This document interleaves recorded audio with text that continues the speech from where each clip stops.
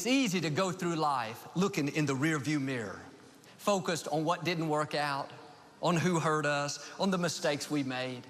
If only I would have finished college. If only I would have spent more time with my children.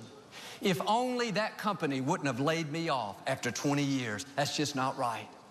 But as long as you're living in regrets, focused on the negative things of the past, it's going to keep you from the bright future God has in store. You've got to let go of what didn't work out. Let go of the hurts and pains. Let go of your disappointments, your failures. You can't do anything about the past, but you can do something about right now. And whether it happened 20 years ago or 20 minutes ago, let it go and move forward. If you keep bringing negative baggage from yesterday into today, it will poison your future. In your automobile, there's a big windshield in the front and a very small rear view mirror.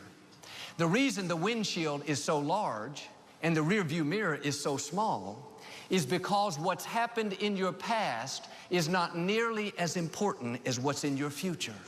Where you're going is much more significant than where you've been. But if you stay focused on the past, you'll get stuck where you are. And this is the reason a lot of people don't have joy, no enthusiasm for life. They're dragging around all this negative baggage from the past. Somebody offended them last week. They've got that stuffed in their resentment bag.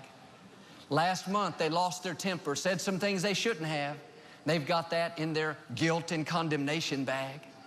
They carry around their bag of regrets, all the things they wish they would have done differently. They've got their divorce in a specific bag, been mad at their spouse for years. If they went to take an airline flight, they couldn't afford it. They've got 27 bags they drag around with them everywhere they go.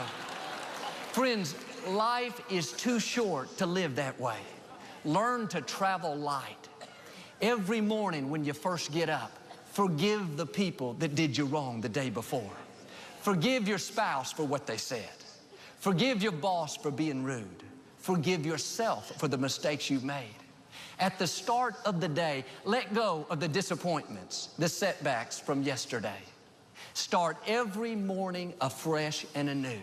God did not create you to carry around all that baggage.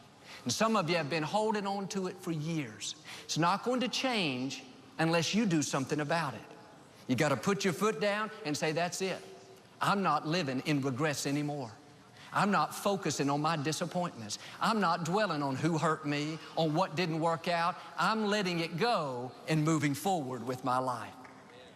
See, we should focus on what we can change, not what we cannot change. What's done is done.